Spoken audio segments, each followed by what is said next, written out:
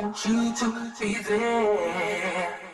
Oh, do you still care? I want you to be there. Oh, do you still care? I will be right here. Never have no fear. I will be right here. Never have no fear. We'll do that, but Yeah. Oh wait, I never even cropped the screen. yeah, it's kind of off. So, we are live from downtown Peoria at Vodcast Studios in Studio B, and you are tuning in to Magolog, the Randomest Vodcast in Peoria. It's so random you can't even see him anymore. Featuring Renee Waller for her third time on camera, and she's going to be speaking with our Peoria's blogger, Marty Wombacher. Hey, how y'all doing? You got a sandwich named after you at Castle's? Yeah, well, it's not really named after me. It was inspired by me. Oh, yeah. Okay, I misread it. I misremembered It's it. Castle's Castle's Patio Inn. Castle's Patio Inn, which has been there forever, and their sandwich is the Castle's Philly sandwich. It's kind of modeled after the Philly cheesesteak, which I did on my blog. I took some of their cheese. If anybody out there, which a lot of you have been to Castle's Patio Inn, they have this cheese spread there that is insane. They've had it forever. Castle's has been there. Back in the day, it was called Ray's Patio Inn. Was it? I don't know. I'm not that old. Well, yeah, I'm old enough to remember this. Back in the 70s, it started out, it's on Laux, off of Sheridan. Okay. And it was Ray's Patio Inn, and they had these crocks of cheese that you used to get. And back in the day, this is before I was telling you when I first moved out, even before that, I think when I was 18, I was living with a friend of mine. We had no money. And so we used to like scrape together our quarters out of a couch, go to Ray's Patio Inn where they had this free cheese and order a draft beer. And then eat all this we'd be shoveling down the cheese. And after about a half an hour, they'd be like, if you guys don't buy another beer, you got to get out of here. Just the cheese? Yeah. Oh, wow. Because they had it on the bar for free. So it was like, I've been thrown out of Ray's. We joke about it now that it's owned by, it's gone through several other owners. Now it's Castle's Patio Inn. But I'm like, do you know how many times I've been thrown out of this place? I mean, my joke is, do you guys know Jimmy's Bar on Farmington Road? Yes. I don't. Jimmy C's. Jimmy Spears. Yeah. That is the only bar that I've never been thrown out of in Peoria. Really? Yeah, back in my day in the 70s and 80s, I was nuts. And I was thrown out of every bar. You can't convince me. No, well, I You mean, can't convince me. ask some of my friends. Yeah? I mean, the story I was telling you before we went live is, I did. Wait. It's a family program. Oh, I'm not going to curse. I know better. Before we went live, I did a game back in 1985 called Trivial Trivia, the Idiot Edition. And it went, I always say, it went bonkers before like the internet or anything. It went viral before viral was a thing. And it took off in the news. And in 1986, me and my friend who I did it with, we were on the Today Show. Jane Pauley interviewed us. I was just watching that interview. Yeah. I shared it. Yeah, it was from 1986. But the point I'm trying to make is you said, oh, you couldn't have been like that. I went home then and my phone machine, back when you had phone machines in 1986, before cell phones, which is filled with people from my past and that. Oh my God, I saw you on the Today Show. The one that I wish I would have saved was from Jim Burns. If you're watching Jim, he was in Phoenix, Arizona. I think he still is. He's been selling cars. And he's like, oh my God, I was at the car dealership. I saw you on the Today Show. I can't believe you were on there. And then he's like, I can't believe you're still alive. You guys have to bring that game back out. We tried. We did on the 30th anniversary, and it didn't really do anything. So, Okay, we'll find someone to sell it. Don't well, you live and you learn. Okay, so today, this is Renee. She's going to drop some, I don't know if she's got updates or Nice not. to meet you too. Hey everybody, this is Renee. Hi guys. How you doing? That's Renee. Yeah. There, I'll put my hand over your face. It's very random here. We are very random. I Very don't even know random. why, but we are. We just do this.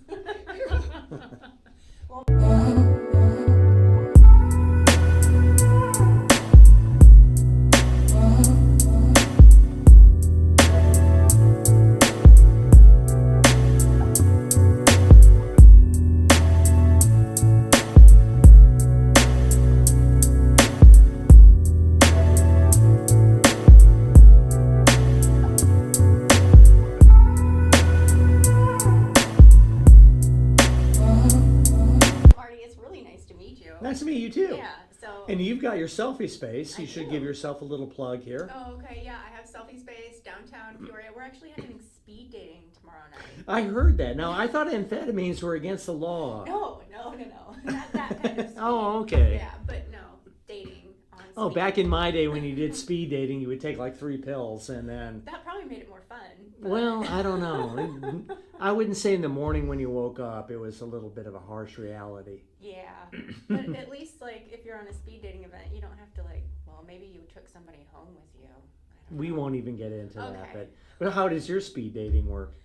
So I'm going to have it, it's a 2-hour event, and Oh, I'm going wow. to let people come in and mingle at first, get them all situated, and then we'll just carry out multiple dates Wow. in intervals, right, and have a little intermission. I heard you talking about this on an earlier segment. Yeah. And I think the good thing about this is it's like the results, you don't get to find out if someone says no until later. That's right. You tell them, right? I'm going to handle it all for them. Well, and see, that I think is really nice. yeah. Because then you get kind of a nice little soft, well, she didn't really want to, or he didn't want to.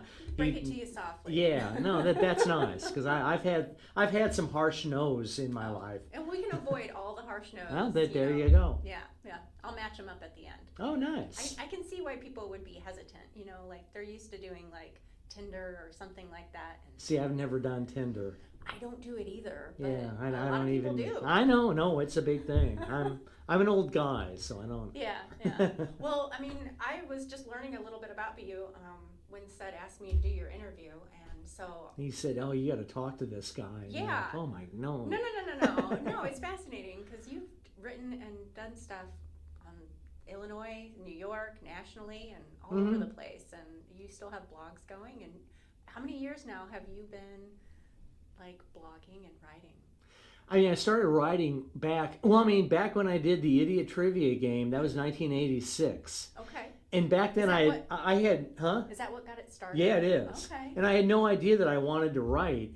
And then I did it with Greg Owens, a friend of mine. He did the graphics and kind of handled the business end of it.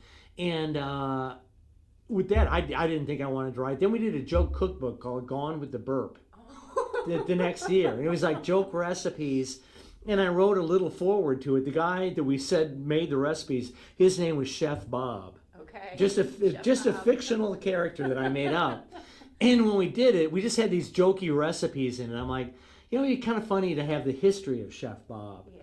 And so I wrote that, and I remember like almost scaringly gave it to Greg and said, "What do you think of this?" And he read it, and he was like, "Wow, this is really funny." He's like, "I didn't know you could write." And I remember thinking, "Oh, I didn't know I could either." You've got jokes. Yeah, and so that kind of started the whole ball rolling. And then in 1990, I did a magazine here in Peoria called People of Peoria. And for 3 years, I published that. And it was successful in one way. It was like the top-selling magazine here in Peoria. Okay. But the sad thing with it was, because, I mean, we cursed in it, kind of like on my blog. It could kind of be off the wall at times. But I always know, like, when to draw the line. Sure. Like on here, I'm not going to be cursing Yeah. on this show. I know when to and when not to, but it was kind of that way with the magazine. But a lot of businesses said, "We don't like the light you're portraying Okay. Peoria in." Oh. Okay. Because I did a lot. I mean, we had a cover story in Willie York, the homeless guy. Okay. I spent a day with him. I tried to. Oh wow, my phone is ringing on air. Hold on, people. Yeah, let's see who this is. So you did an interview? Oh, this is Walt. This is Walt, who's an author. Hi, Walt. This guy's actually writing a book on Dan Fogelberg that he wants me to contribute to, but I'll call him back. We'll let it ring. Sorry about that, Walt. I'll call you this afternoon. So I did the magazine, and that's what kind of led me to New York in 1993. Yeah. I met some people in New York. They were like, "Oh, you got to move out here." Is that when you started doing the 365? I did that in 2010. That was 2000. I moved there in 1993. Yeah. Wrote for a lot of weekly papers. The way back in the pre-internet days, Yeah. I feel lucky, and I said to a friend of mine who was my first editor, Chris Erickson, at a paper called the Manhattan Spirit. Okay. That's one of the first papers I wrote for, which was a weekly paper. Back then, what the deal was, you went to New York, and then you wrote for the weekly papers, which paid nothing. I mean, you'd get like $35 an article. Oh wow. But you paid your dues, and then for that, you'd maybe get into the daily papers. And then maybe you'd get a staff writing job. I mean, I went from the weeklies, and I've written for the New York Daily News. I've written for New York Post, Yeah. Time Out New York, which is a big magazine there. I did a lot of freelance writing, but it's all changed now because of the internet. Sure. This is I moved there in 93 So, before the internet paper. was anything. So I said to Chris when I met with him once, I'm like, we were the last of the pre-internet journalists in New York City. Okay. So I feel proud to be part of that kind of whole were. pack. What else did you do besides writing while you were there? Because I can't imagine making $35 an article. No, I mean the daily papers paid more. You'd get like $500-$600. I worked a night job at a graphic arts place. Okay. I started out at a place called Saraband Press, Okay. and I always worked second or third shift. All right. And I worked there. Then that got bought out. The joke was the guy that owned Saraband Press, Joe. He sold his business to a company, and I said the only thing this company got out of it was me, because they lost all their clients. But I basically, for the next 18 years, worked for this company that just kept getting bought out by different companies. But I was the only one that stayed from the original one. Yeah. And it was a night job. It paid well. I mean, in New York. And I worked a lot of overtime Okay. because I lived in Manhattan. I lived on I lived between 5th and 6th Street and on 16th Street. Okay. And I had a really cheap rent. A friend of mine, her mom and stepdad owned the building I eventually lived in. Okay. And this was a cheap rent for a studio apartment with no kitchen. It had like a little pantry, a little bathroom, one room. No wonder you blog about food sometimes. Oh, because yeah. You must have been starving. Well, not really starving. I mean, No. there's so much to eat in New York, but you live in these tiny little rat holes. Wow. When you live in Manhattan. A lot of people don't realize that. A lot of people have never seen a real New York apartment. And I would have, my joke always was, when I finally got this apartment on 16th Street, all my New York friends were like, because it was a plum place to live. Oh, It was like near Greenwich Village. It was near the Lower East Side. you're living good. Well, it's all about location Yeah. in New York. It really is. And but How much would something like that go? that's what I for tell you. today? When I left, and it was a rent stabilized building, and I knew the landlord was a friend of mine's. I was paying $1,035 for a studio. Wow. But now, from what I've read, this is like 10 years later. Studio apartments now in Manhattan are going for between $2,000 to $5,000. Wow. Okay. I don't know how people move there and live there and do stuff. I don't know either. But with the internet, it's all changed. Again, going back to 1993, I feel lucky that like back then, which a lot of people now don't realize, if you wanted to be like a writer, a musician, whatever, and really kind of say that you've made it, you had to move to New York, you had to move to Los Angeles to really make it. Now you don't. I mean, like Justin Bieber, he put his stuff on YouTube. Yeah. And yeah, you don't have to do that anymore. So I see meanwhile back in Peoria, your Facebook page, you've got over 23,000 followers on that right now alone. yeah, that itself is crazy that like, and I get hits on my blog. I look sometimes from like all over the world. Yeah. So you can be a worldwide thing now and be in Peoria, Yeah. which is kind of what this is all about. Exactly. Yeah. I hope that gets more people in here wanting to do this kind of thing. Yeah. And get their own voices out Right. there. So, yeah. I wanted to ask you, what was your favorite place to eat in New York? There were so many places that I love to eat out. One of my favorite things is to go out to restaurants. And that's one thing I loved about New York was there were just so many, and it's ever changing. One of them was, and on my blog I kind of covered this. I got a Gold Belly, which is a place you can buy food that, from. yeah. You can buy these food kits. It was Keen's Steakhouse, which is a steakhouse that's been in Manhattan. Still there? Oh, it's still, as far as I know. I'm hoping to go back in May. Yeah. I haven't been back there in 2 years. Okay. When COVID hit and everything, I didn't go anywhere. Yeah. So I'm hoping to go back. Keen's would be one of my favorite places. One sad thing for me though about New York is that so many places have closed since I was originally there. Yeah. Yeah. But no, I had a 19-year run in New York. I feel really proud of that. I did a lot of stuff there. Yeah. But now I've been back here in Peoria for like 10 years. I know. And so you've got multiple blogs going right now, right? So can you tell us more about that? Actually, I just have one blog. It's Meanwhile Back in Peoria. Okay. I've been doing that for You 10 got years. different segments then, because I noticed like the Fast Food Fridays. Those are on my YouTube channel. Yeah. I have my Meanwhile Back in Peoria, which is my blog, which again, I really am appreciative that like so many people in Peoria follow it. Yeah. Well, now you got a new follower. So. Well, thank you.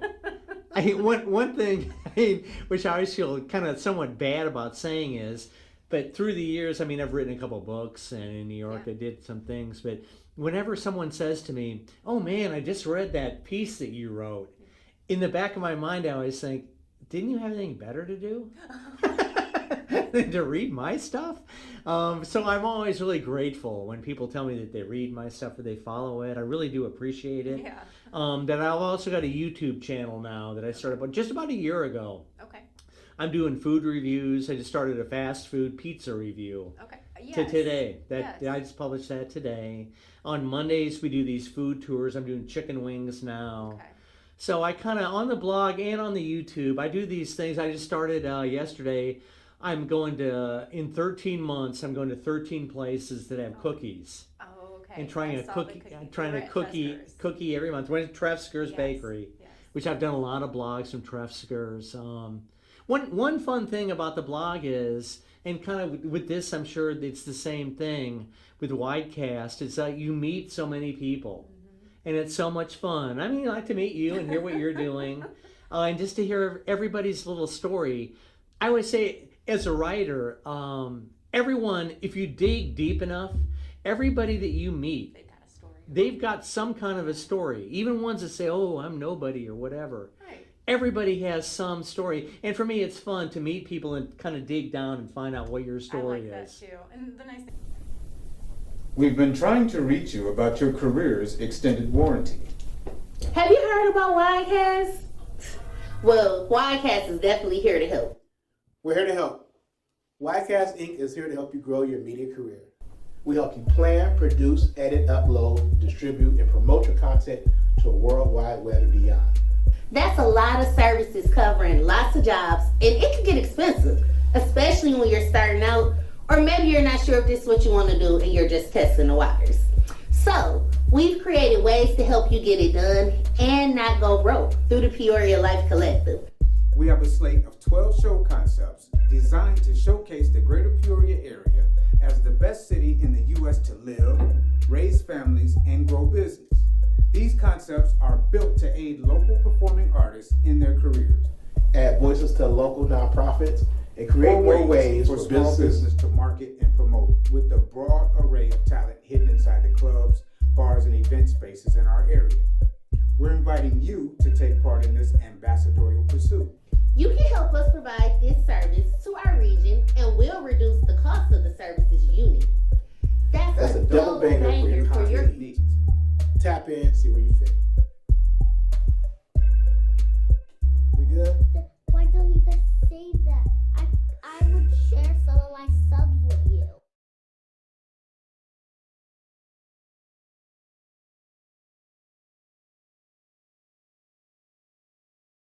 Thing about this studio, it's very accessible. So Oh yeah. Seb can make anybody feel comfortable. I've never done anything like this. He's like, "Come on." No, you're great. Thanks. No, I saw your segment before where he was interviewing you, and no, you come off really well on camera. And Hey, thanks. So, gosh, I want to hear more fun stories because you have a ton of them. I mean, there's just really starting back when I did my 365 Bars blog in New York, I've met so many people. I would say I just met thousands of people because with that, I mean, it was, I went to 365 bars in 365 days Oh. in New York, but I also traveled. I went to Cleveland for a weekend. I came here for my birthday. I ended that During whole, that year, you Yeah. came back here? Where did you go? I went to Mike's Tavern. Do you know Mike's Tavern? Don't. Okay, it's on the west side of Peoria. My grandpa was a regular there. Okay. I mean, back in the 50s. Nice. Yeah. No, it's been in West Peoria, I think maybe since the 50s, maybe even earlier. Okay. But it's a converted garage. Oh, really? Yeah, no, it's like it was a dive bar before there were dive Sometimes bars. those are the best. They are. No, this one, Mike's Tavern, if you've never been there, is one of the best bars in Peoria. And now new owners have taken it over. They have really good food there now. But back in the day when I was doing my bar blog, it was still there. But Mike's was always in its day. Now it's doing a lot better. A lot of Bradley kids have found out about it, Oh, and which I'm glad about because it's helping them. But it's been a Peoria tavern. Like I say, my grandpa was a regular. My grandpa was a real character. And so I went there for my birthday, and then when I was ending my bar blog, which got written up in the New York Daily News, then the UPI wire service picked it up. It was just, I've had many things happen in my life to where this happens, to where all of a sudden it just blows up, and you don't know what That's to. 'cause you're an interesting guy, and you're talking about really interesting things. Oh, well, And make thanks. it fun. Well, so. I always, that's the main thing. I try and have fun. And so this thing kind of blew up back in 2010. And everyone was like, where are you going to end this at? Because it ended in January of 2010. And everyone thought I was going to go to some Shishi New York bar. And I was like, wouldn't it be fun to fly back to Peoria and end this thing at Mike's Tavern? Oh. And so I did that. And it turned out to be like one of the biggest days in my... Well, I flew back. I didn't really tell anybody I was going to do it. I mean, a lot of my friends followed the blog. And I learned later that a lot of people from Peoria were following this. Phil Luciano wrote about it in the Journal Star at the time. WMBD TV did a thing on it. Yeah. But I remember I came back and I was with my parents. I was staying there. I didn't have a driver's license at the time Oh, okay. because I lived in New York. You don't drive in New You York. wouldn't want to. No, you don't want a car there. And so my parents drove me there. They kind of wanted to go anyway. But I remember my mom saying, do you think there'll be a lot of people there? And I said, wouldn't it be funny if after all this hoopla, if we go to Mike's Tavern and there's nobody there? Oh, my God. It actually would have been better. But we drove there and people were spilling out of the bar. It was so crowded. That is amazing. No, and I said to my dad, I'm like, you know what? Why don't you drive around the block? I'm not ready for this. I gotta get prepared. Yeah, and so we went in, and there were all these people. You can, if you Google 365 bars, Marty Wombacher, The last. yeah, you'll find all. It's still online. Excellent. So that was a crazy time, but it was fun to come back to Peoria, end it there, and then I went back to New York. But I never really thought that I would move back here, and I did in 2012. Why did you move back? I lost my job, my graphic arts job, moved out of Manhattan. The joke with that is that I worked in Manhattan. Where I worked was right there in Manhattan. It was on 32nd Street. I lived on 16th Street. Okay. So I could walk to work every day. Perfect. Well, they, like so many other places in Manhattan now, which is sad, a lot of production and work is leaving Manhattan because it's so expensive Yes. to have a business there. And if nobody's buying paper. Right. Well, and they moved to Carlstadt, New Jersey, Okay. which is a 2-hour commute. Oh. And my boss wanted me to stay with the company because I worked at like a ton of overtime. Mm. To live in New York, you had to. I mean, I used to work like 50, 60, 80 hours a week. And he was like, oh, you got to come with us. And my joke to him was at the time, this is in 2000, I guess 11 when they first moved. I'm like, if I'm going to move, and Carlstadt, New Jersey, apologies to anyone that lives there, but it's like the armpit of the world. Oh. No, Carlstadt, New Jersey is a horrible city. Well, New Jersey's got some weird laws, right? New they're like Jersey in itself is just, and again, anyone from New Jersey, great to you, but I mean, Howard Stern once did a bit on that. He's like, oh, you know, Bruce Springsteen, Bon Jovi, they're like, Jersey, man, it's the place. Oh. I kind of feel bad about this part of the story. Are you from Jersey? No, I just tagged one of my good buddies From New Jersey? in New Jersey who happens to have one of the hottest radio stations in Jersey. Oh, All right. I don't know how Gene's gonna feel about this. Well, Gene, I'm really sorry, Sorry. but and I really to his credit, I haven't been to that many places in New Jersey, but I've been to Carlstadt. Ask Gene about Carlstadt. If well, he I have likes to. Carlstadt, then he's out of his mind because this is the armpit of the world. And my joke to my boss was, he's like, well, you know, I'm like, I'm not going to commute 2 hours each way to go to work on a train. And he's like, well, why don't you move to Carlstadt, New Jersey? And I said, if I'm going to move to Carlstadt, New Jersey, I might as well move back to Peoria, Illinois. Oh wow. And a year later, that's exactly what I did. All right. I couldn't find another job. And at one point I thought, I do feel good. It's like I accomplished everything in New York I wanted to do. I wrote. Sounds like you did a lot. No, I did. I wrote for I couldn't write it all down. I wrote for a lot of newspapers. I did a lot of freelance writing, which I feel made my mark as a writer. Yeah. I did a magazine called Fish Wrap, which got national attention, which made fun of the mainstream media. I wrote a couple of books. I did the magazine, the blog, 365 Bars blog. Yeah. That got international attention. I feel really good. I just put up a little thing. I always put music videos on my Facebook page every night. I put up something last night about New York. And a guy who lives there, Thomas Lynn, if you're watching Thomas, he put, hey, we all remember you in New York and we still miss you. Oh my God. No, it really made me feel good. I'm like, I can't believe you remembered me, but it was nice to have somebody leave that kind of sentiment. I really do feel like I left a mark in New York. Yeah. And I thought, I've done everything here in New York. Peoria is a lot easier place to live. I don't have kids or Do you anything. have family still here? Oh, yeah. No, I mean, at the time, my parents were still here. I got a brother and sister that live here, my cousins, aunts, and uncles. Okay. I was born and raised here. Yeah. So I really have roots here in Peoria. Lifelong friends from high school and that. And plenty of places to go eat and drink. Oh, yeah. And so I thought, we talked off air about this. I thought, you know what?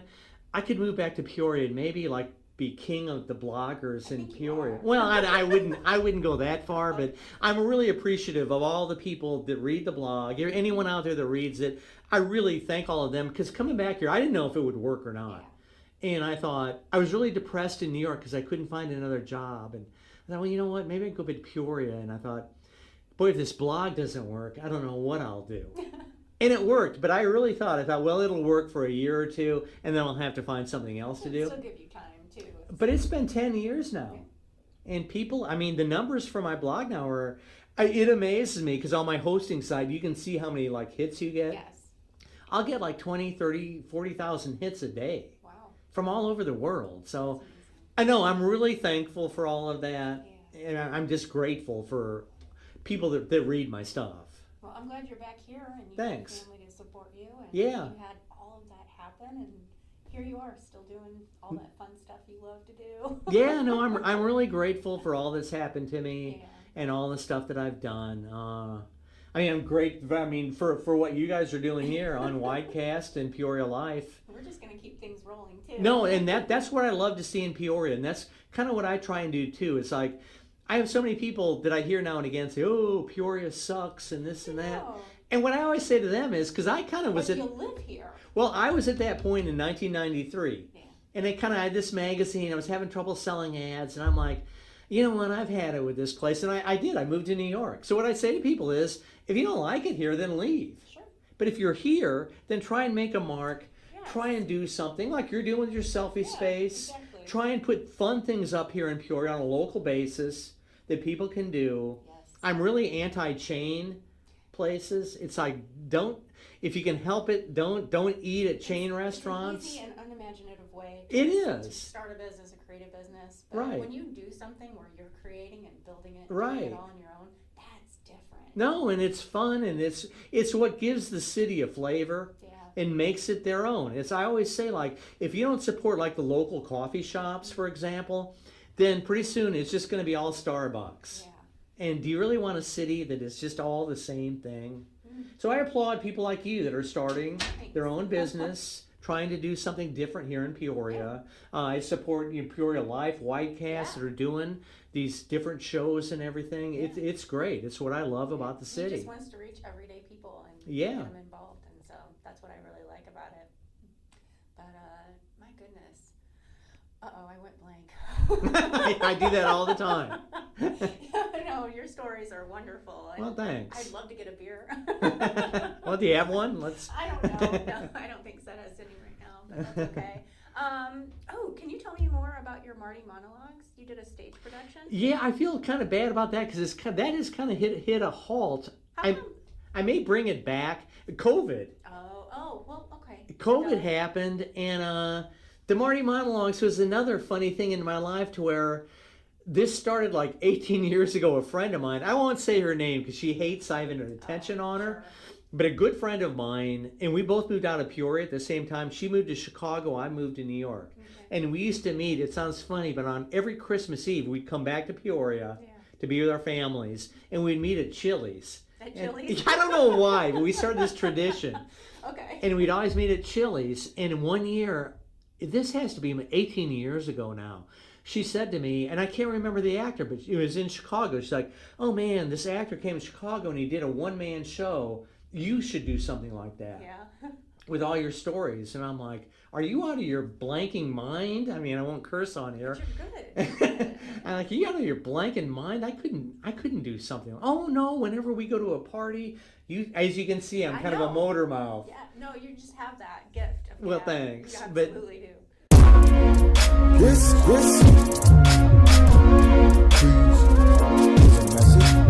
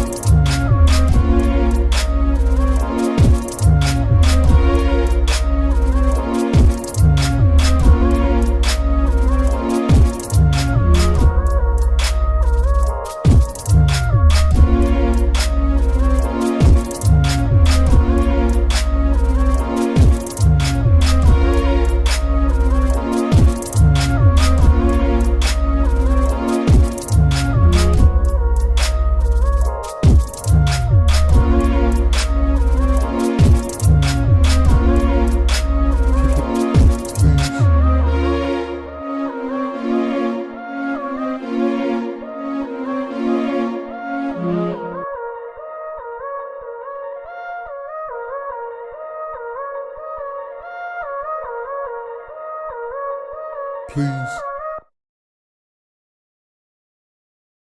She's like, whenever we're at a party, you start telling stories. There's always a crowd gathers around you. You should do a show where you tell your stories. And I'm like, I'm not going to do that. Well, my friend, who remains nameless, she's kind of like me. I can be obsessive about stuff. I think to do things like I've done, probably what you do, you have to have an obsessive trait Oh, sure, absolutely. to yourself.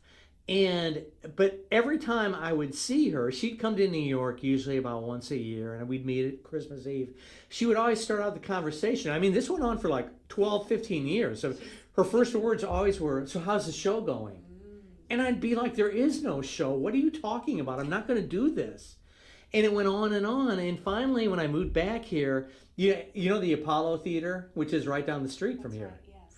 The Apollo Theater, I went and did a blog. Someone did a burlesque show there. Okay. And they asked me to cover it for the blog. Okay. And I'm like, well, okay. It was like semi-naked women in this. And they said I could go for free. And I'm like, Hey, well, okay. why not? Yeah.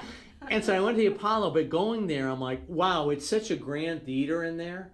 And I thought, geez, if I were to do a show, this would be the place to do it. Okay, there you go. And so I talked to the manager of the Apollo, Mary, at the time. I don't know if she's still doing it, but I'm like, can anyone rent this space out? And she said, yeah, it's X amount of dollars. I'm like, if I were to do like a one-man show, Yeah. could I? She's like, yeah, you can do anything you want here. Okay. And so I did. I put together the Marty Monologues, I called it, and I did the first show trying to remember what year that was. I guess Right before COVID? Or? no, it was a couple years before. I've done like 10 shows of them. Okay. And the first one, I think maybe it was in 2018.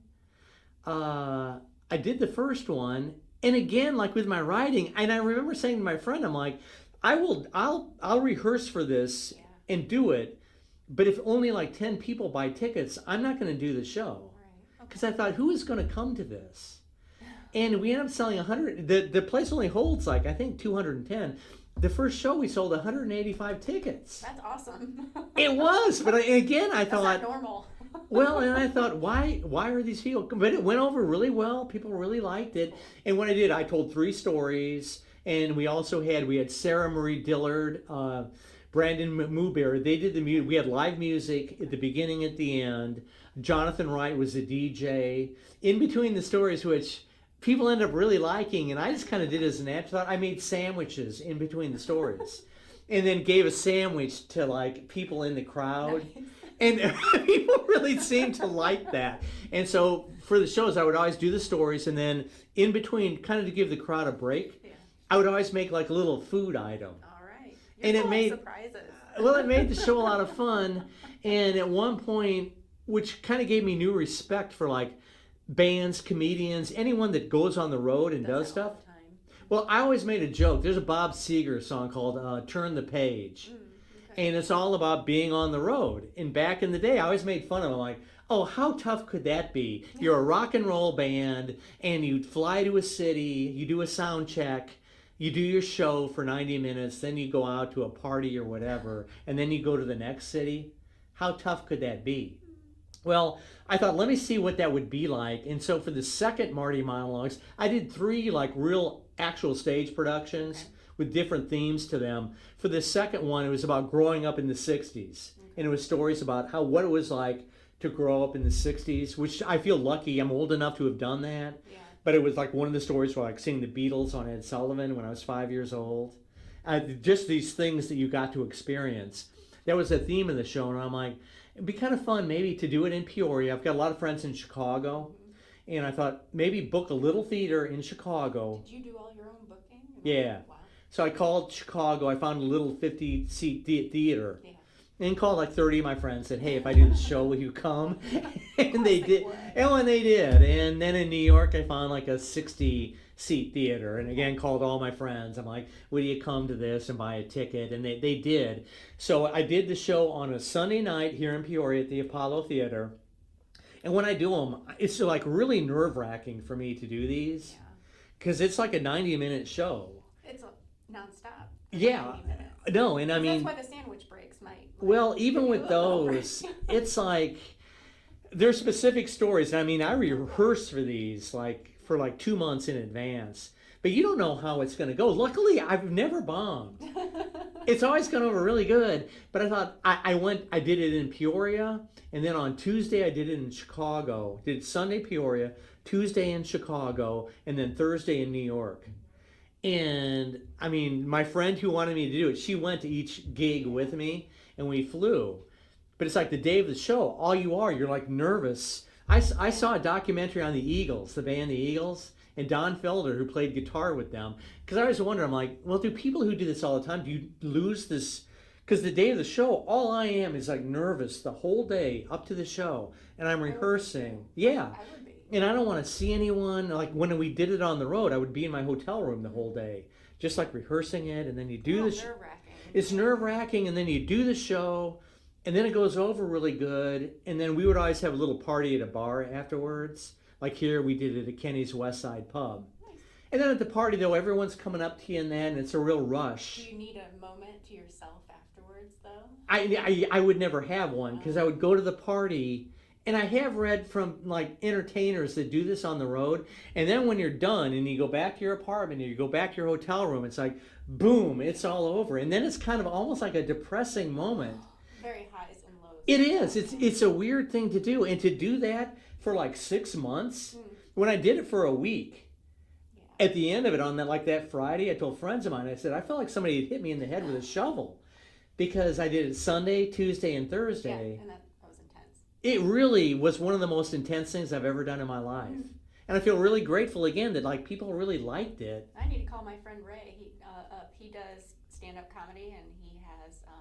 Has he been at the jukebox? No, he lives in Arkansas. Oh. Fayetteville, Arkansas. Because I know a lot of the local comedians at the okay. jukebox. I've done a lot of blogs from Well, there. I'd like to invite him up here so I can Yeah. finally see him. But I can imagine, like, with your experience and what you're describing, like what he goes. Does he go on the road or? He does, yeah. But he ends up booking his own stuff and.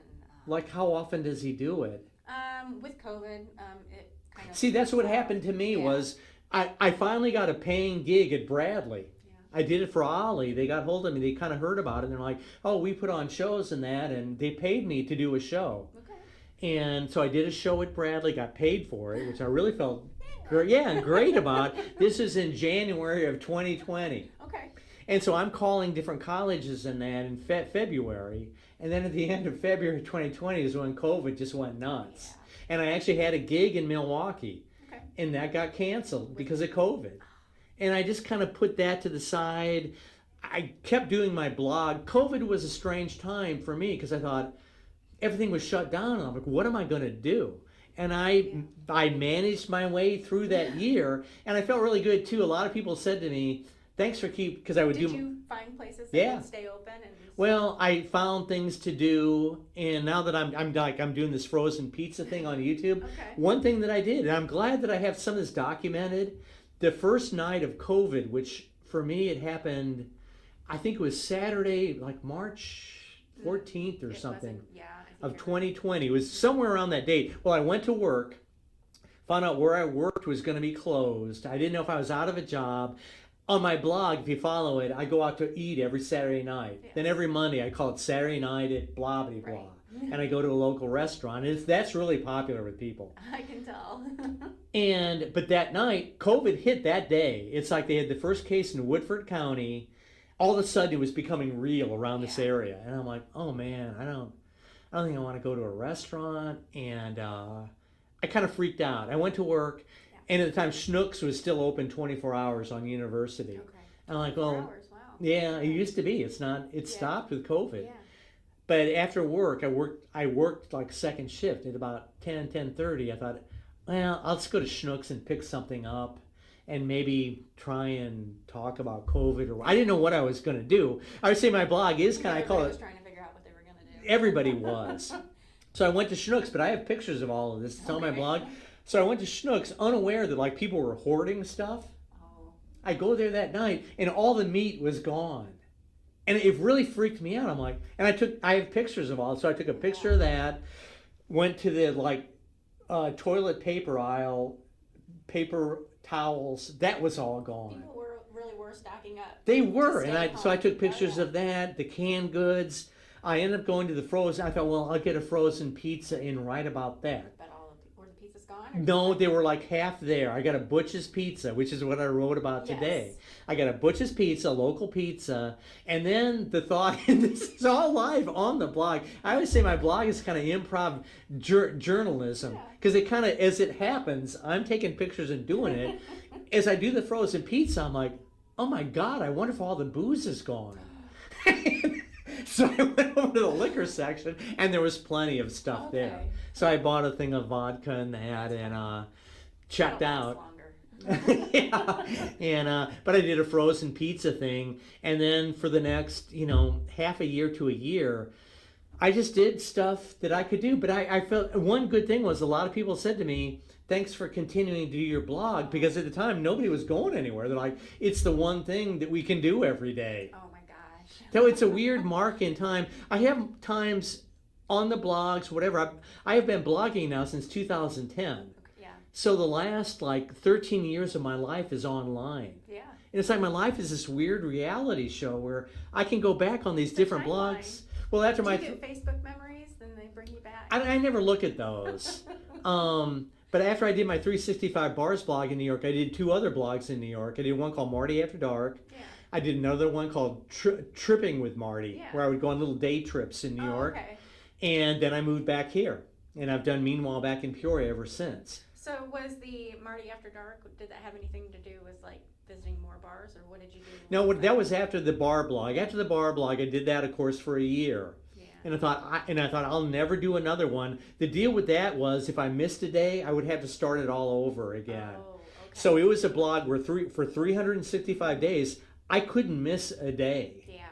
And I would have to post it. So a lot of people that look at like my or whatever blog or stuff like this, they don't know the work that goes into it. But for 365 days, I would go to the bar after work at like 1 in the morning, hang out there till like 3 in the morning, go home. By the time I get home on the subway or whatever, it'd be 4 or 5 in the morning, get up, then put this thing together, run all the photos through Photoshop, write all the text for it, put that up around noon, and then go back to work at 2 in the afternoon. Job doing all that. It was crazy. And I couldn't take a day off. Yeah. So I will never do another thing like that again. So how was Marty After Dark different? That was something that was just things in New York that I would go to after hours. Okay. Because I worked the night shift. Yeah. And like if I wanted to take a night off, I'd just say, hey, I'm not doing something tonight. But more leisurely. it was. It wasn't this, I got to do this every day. So Marty After Dark was just kind of after hours places, which in New York, there's so many after hours things you can do.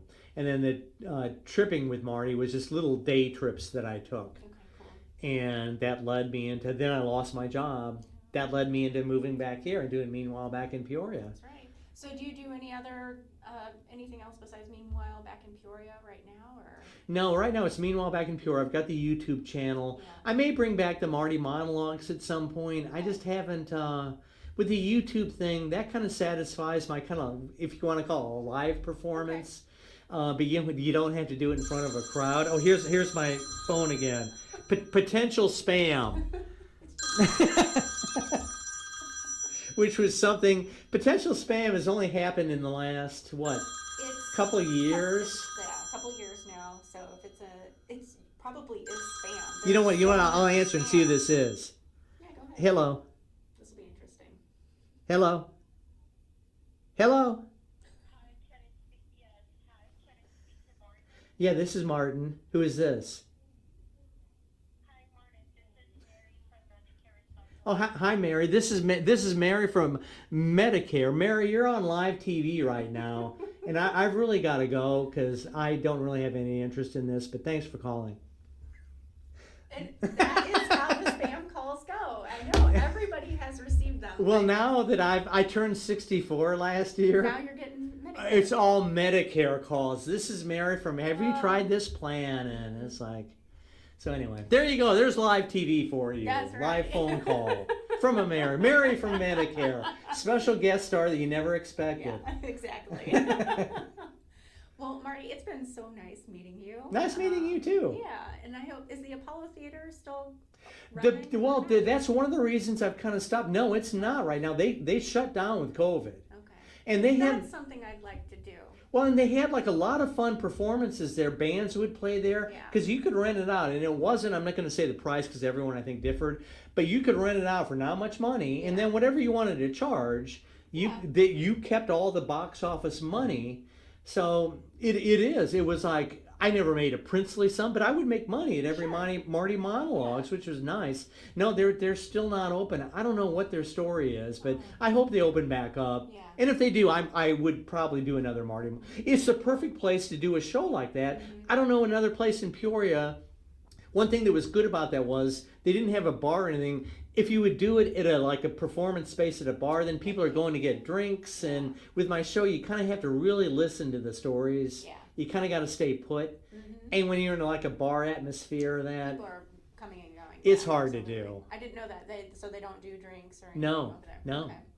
So what kind of, did they allow people to bring stuff in? You could sneak it in if you wanted okay. to. Yeah. There's no real rules there. Okay. But no, it was a nice place because the theater itself, I always say, I got that when I went to the burlesque show. When you go in there, you feel like you're really going to some kind of a grand show because it's this old-time, antiquated theater. Yeah. So I hope they open it back up Yeah. again. I hope so too. Yeah. Well, You could do a selfie show in there. I could do something. No, you could. That would be fun. Well, I've got a place. I I know. hope people come to that. Well, I'll come and do a blog from there. That sounds good. Yeah. We could do that. All right. I don't know what time it is, but I'm thinking I need to get going. Okay. Yeah. It is 2:05. Oh, yeah. You got to open your place of business. I have another job too. I started working for my previous employer, picked up Oh, some part-time hours. So, okay. Yeah. Well, happily I don't. Oh. So I don't have to go anywhere. I gotta work. Yeah, well, good luck with that. I'm done with working, so. Yeah, I don't blame you. Now you get to focus on all the fun stuff. Oh yeah. No, and I am, and it's great every day, just like doing my blog and going to the videos and everything. Well, thanks for having me on. Thanks to Sed and everybody here at Peoria Life and Widecast. I hope Peoria supports this. This will be up on my blog next Thursday. All right, yeah. Well, I know Sed and I are going to share it, and so Thanks. everybody, you'll find this video and be able to watch it again. And I'll take a live picture of you here for the blog. You ready? Yeah. 1, 2, 3. We'll get one set off air here. The lights are kind of blocking you out. I hope everybody And I has hope a I good didn't day. offend your friend in New See Jersey. you later. No, Gene's if what you said about Jersey is causing a problem, Gene's got a terrible life. It's not all of New Jersey. I've only been to that one place where my work moved, and that was a horrible place. I'm sure Gene is in a better place. He Gene's great. I mean, seriously, he's great. We're not on anymore. Tough skin. Oh yeah, you see that? That is still in red. Yes, We're still live here. I can We're not still on block now. you out. I'm blacked out now. Bye, everybody. Thanks for tuning in. Folks. Hey, thanks. It's been great having Marty in the studio. Thanks for having me, Sad. I appreciate it. Thank you. Yep. One of the few people who actually sticks to a schedule. I'm always on time. That's Good deal. If you are interested in speed dating, I know there are lots of people who are swiping left and right Yeah. on all these apps. Saturday night. Yeah, Saturday night at Selfie Space 114 Northeast Madison. 114 Northeast Madison Yeah. in the Commerce Bank building. Yeah, it's like in the parking deck, like literally. You Right walk in between on the street. entrance and exit, and directly across the street from the Madison Theater. So everyone from Peoria knows where Madison Theater is. Yep. Memberships are Oh, it's $30 a month. That's my special right now. $30 a month, and if you have a membership, you can bring 2 people with you. 3. That's 3. Oh, you've changed. No, 3? it's not changed. It's always been 3. Come on, Sad. Pardon me. She's mad now. Oh, I see now how you get her ire going, man. BYOB at all times. Yeah. You can even bring food if you want to host a meeting there. The meeting space. Oh wow. I know, it's such a nice lounge. That is so Yeah. executive. I don't know. That is very executive and casual. Wow. And it's open. Mm-hmm. I didn't know you had a meeting space there. I do. Maybe I'll do a Marty Monologues from there. You could. Oh my gosh. Oh, maybe absolutely. we'll try and do that. I think Have a mini Marty Monologues. Yeah. Yeah. I think Absolutely. So. I think so. If you're looking to have small gatherings or events, Birthday check out parties. the website. Birthday parties. We've done a fashion show. We've done a drag show. We did the prelude to Global Fest, which is coming up in a couple of days. It's a nice celebration. Great event space. Rates are, it's downtown. So just know that what you pay Renee is a lot less than what you're going to pay downtown for your event. Oh, I bet. A lot less. So, thank you guys again for tuning Thank you, in. Sad. Renee, thank you. Marty. Great to meet you. I know. Likewise. Magolog, the Randomest Vodcast in Peoria. Thanks, guys. Marty, Renee, you know this guy. I want you to be there.